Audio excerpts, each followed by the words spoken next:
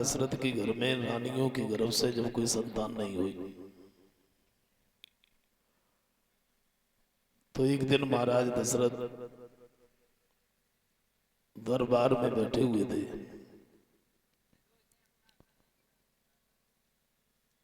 मन ही मन में एक बात सोची है दशरथ ने।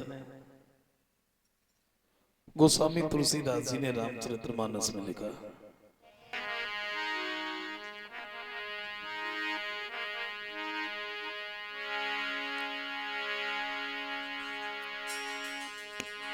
तो एक बार और भूपति मन माई,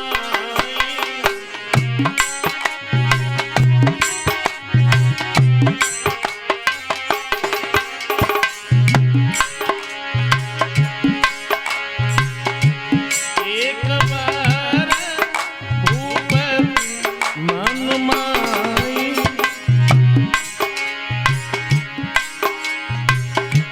भैया गिलाने मोरे सोतना।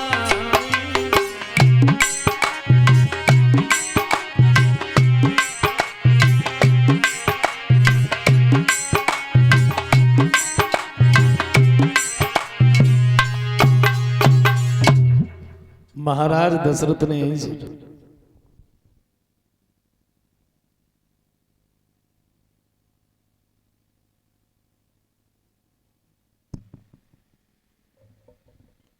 इसी बात को सोच करके महाराज दशरथ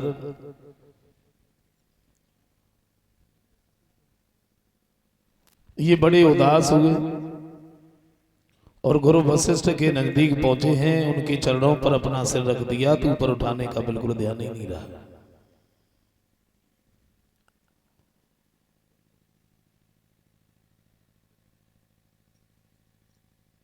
वशिष्ठ समझाते हैं, दशरथ बात क्या है, तुम्हारा चेहरा बड़ा उदास है। वही बात कही है महाराज, धीरे धीरे मेरे ऊपर चौथा बनाने में लग गया, लेकिन हमारे घर में हमारी रानियों की गर्भ से कोई संतान नहीं हुई। और बड़े दुखी दिल से महाराज दशरथ ने एक बात और कही है। महाराज मैंने कुछ और सुना है। क्या बोले? तो सुनता हूं जो पापी अपने और जीवन में पुत्र न पाते हैं,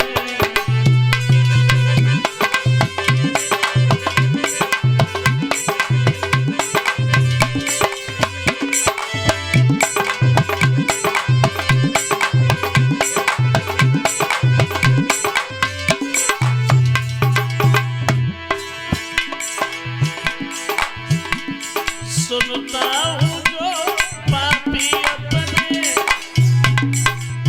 और जीवन में पुत्र न पाते और वे स्वयं नरक में जाते हैं और पुरखों को ले जाते हैं।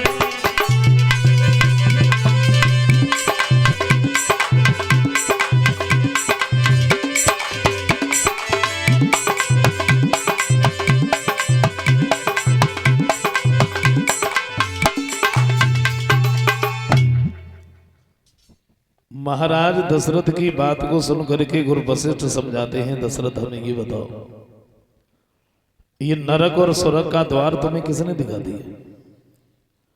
क्योंकि पुत्रों से कभी किसी का नाम नहीं चलता है। प्राणी अपने ही शुभ कर्मों से अपना नाम करता है। और जरा सोचो, आंगन में अगर सपूत की जगह पर कपूत पुत्र पैदा हो गया तो पिता का जितना भी नाम है सबको डुबो देगा। और फिर तुम इतने उदास मत हो, तुम अपने घर पर जाओ, सरंगी ऋषि को बुलवाओ, आंगन में पुत्रेष्ठ यज्ञ करवाओ।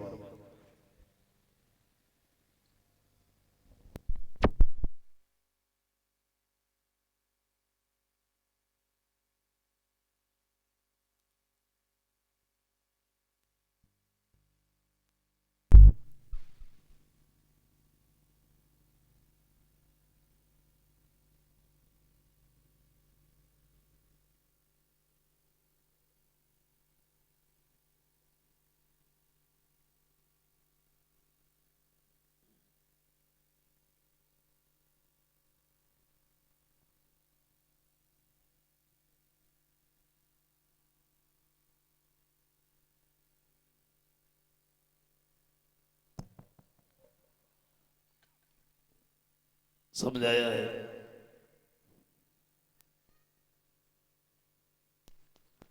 महाराज दशरथ जब घर पर आए हैं, इन्होंने श्रृंगी ऋषि को बुलवाया, गुरु वशिष्ठ को भी बुलवाया, घर में जब पुत्रेष्ठ यज्ञ करवाया।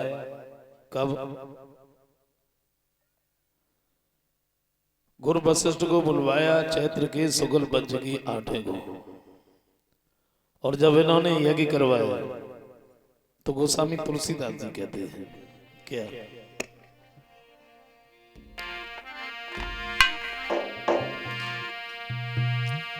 तो श्रृंगी ऋषि और वशिष्ठ बुलावा, पौत्री काम शुभ यज्ञ रचा।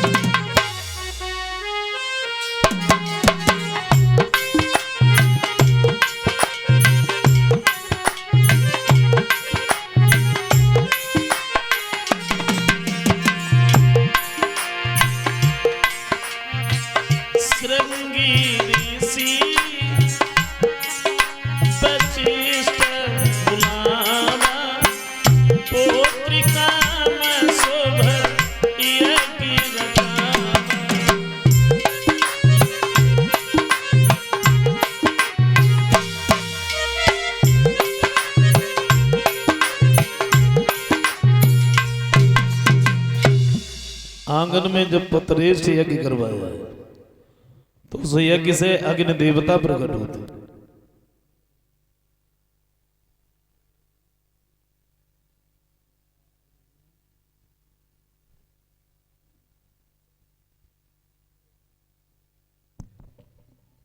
जो खाली हाथ नहीं थे, इनके हाथ में खीर का एक कटोरा था, और वो खीर महाराज दशरथ को दी है। जवाब दिया है, दशरथ तुम इस खीर को ले जाकर के अपनी रानियों को खिला देना। जो तुम ये खीर अपनी रानियों को खिलाओगे तो आशा ही नहीं बल्कि पूर्ण विश्वास है तुम्हारी घर में तुम्हारी रानियों की गर्भ से पुत्र होंगे। महाराज दशरथ ने वही किया। वो खीर का कटोरा जब अपने हाथ में लिया है, और ये जब महलों के अंदर पहुंचे हैं, इन्होंने तीनों रानियों को अपने नजदीक बुलाया। कब? चैत्र के शुक्ल पक्ष की 9वीं को ब्रह्म मुहूर्त में सुबह सुबह। फिर इन्होंने उस खीर का बंटवारा किया। पहले तो उसके 2 भाग किए।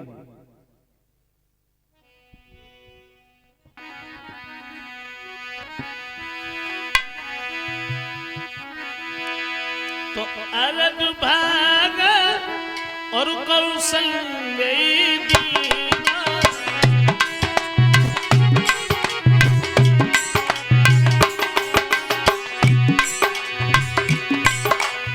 दो भाग किए।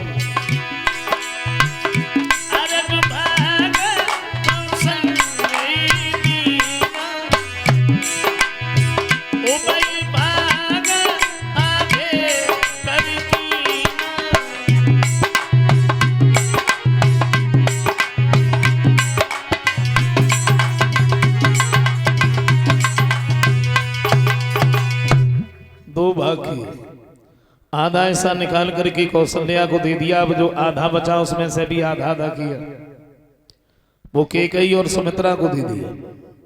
कौशल्या ने एक बात सोची है, ये तो प्रभु का प्रसाद है, हम घर में सबसे बड़े हैं, हमें सबसे ज्यादा मिला। सुमित्रा हम दोनों से छोटी है, चलो हम इतना नहीं खाएंगे। अपने में से आधा ऐसा निकाल करके सुमित्रा को दे दिया।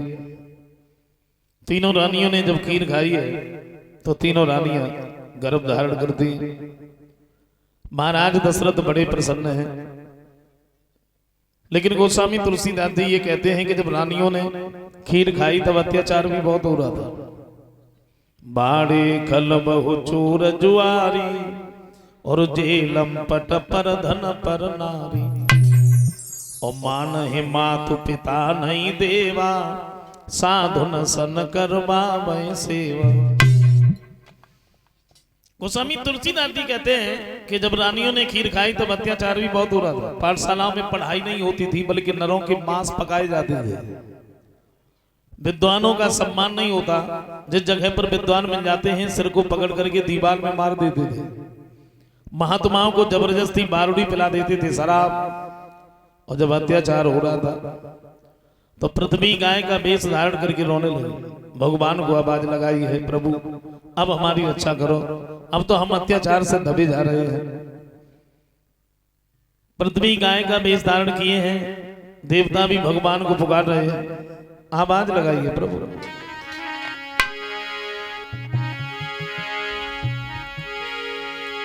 तो तेरे सुनो हितकारी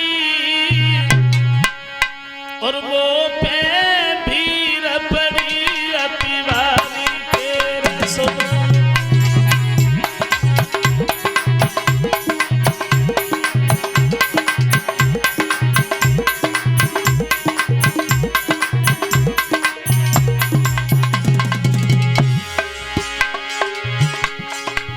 भगवान को आवाज लगा रहे हैं, प्रभु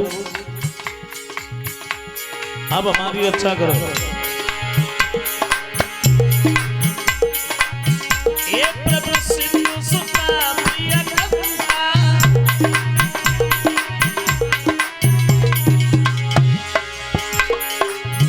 मेरी तेरे सुनो भगवंता।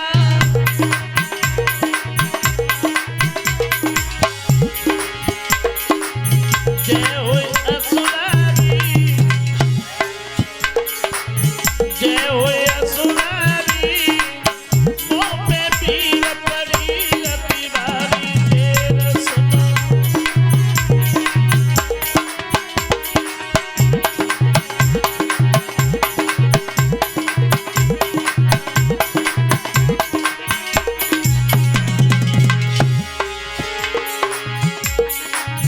जब जब भीड़ पड़ी भगतन में,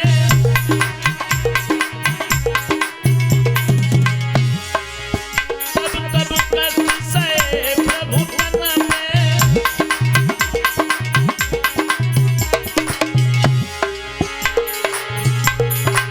विपदा हरो सारी, विपदा हरो सारी, मोह पे भीड़ पड़ी अति भारी, तेरे सुनो।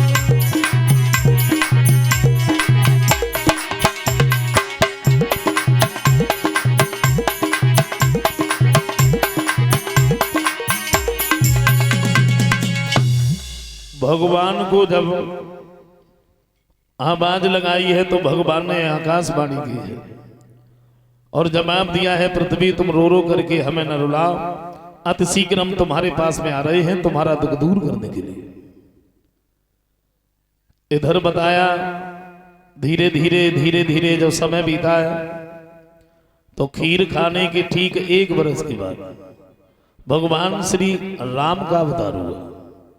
भगवान श्री राम इस भूतल पर आए तो गोस्वामी तुलसीदास जी कहते हैं क्या श्री राम का जब अवतार हुआ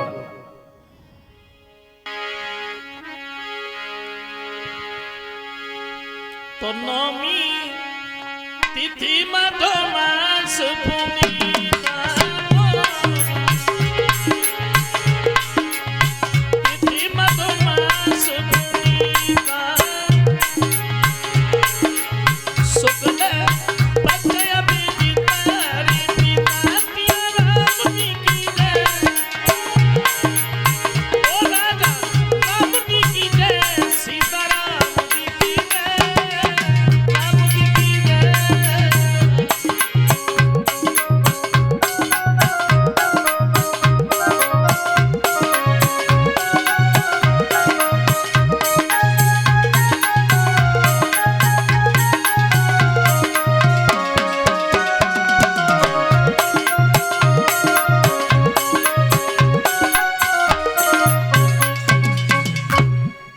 भगवान श्री राम का जब अवतार हुआ भगवान श्री राम जब इस भूतल पर आए तो गोस्वामी तुलसीदास जी कहते हैं कि मध्य दिवस अति शीतन घामा और पावन काल लोक विश्रामा।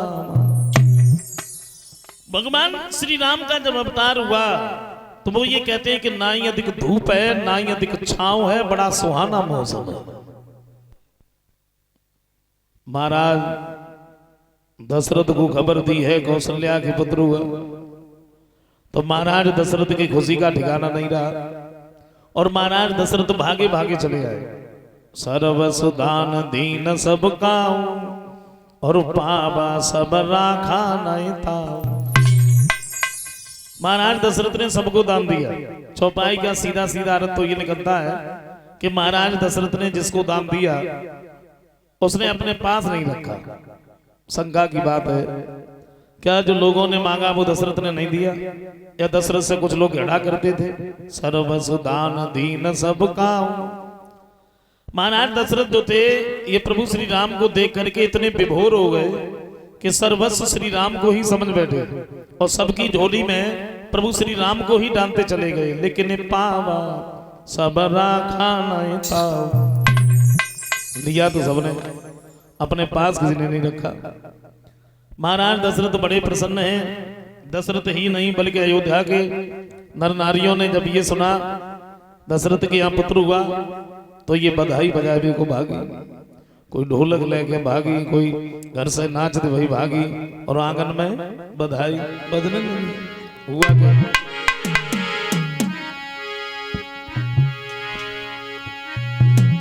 तो तुरी मिली सखियां घर में आई,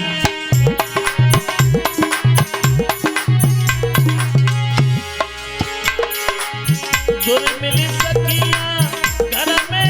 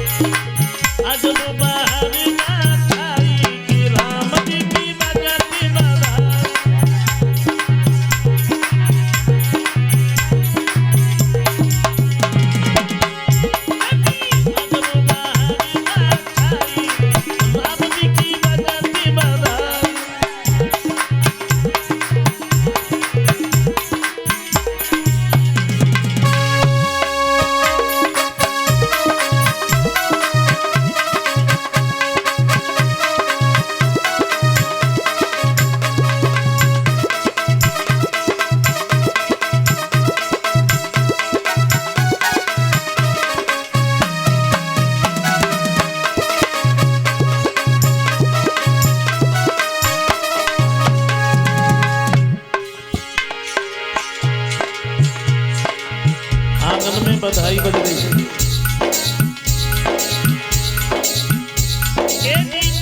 बधाई श्री रामचंद्र की और भागी सभी नारी। बाजी ढोलक बाजी मंजीरा बाजी खड़ी मुस्कान,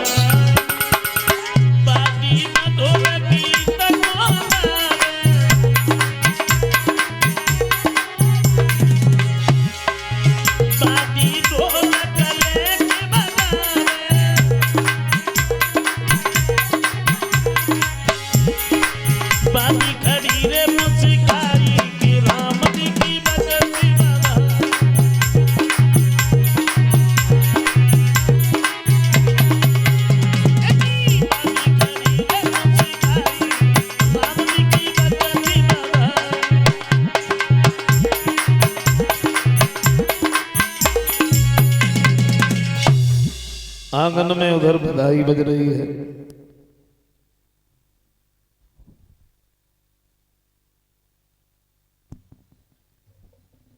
सब लोग बड़े प्रसन्न हैं। महाराज दशरथ बड़े खुश हैं। दशरथ ही नहीं अयोध्या के नर नारी खुश हैं और अयोध्या के नर नारी ही नहीं बल्कि देवियां और देवताओं ने जब ये देखा है अवतार हो गया तो ये भेष बदल बदल करके प्रभु श्री राम के दर्शन करने के लिए चले।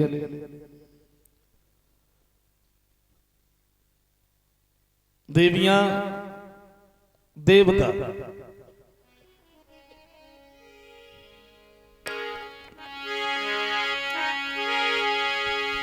तो सज सज कर सहज सकल सजनी और आ पहुंची मंगल साजिए।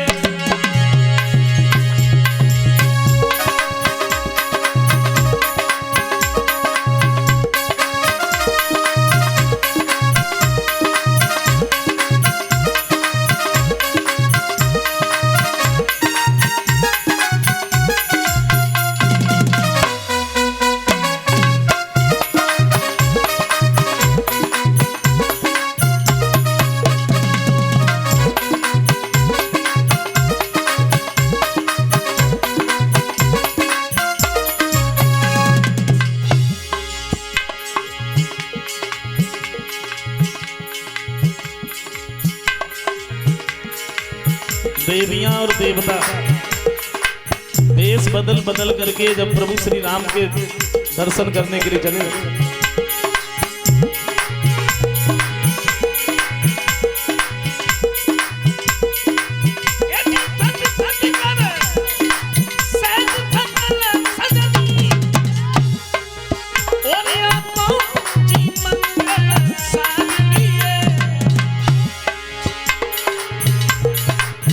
और इंद्राणी उमा बहाई देवियों सहित प्रिय भेष किए।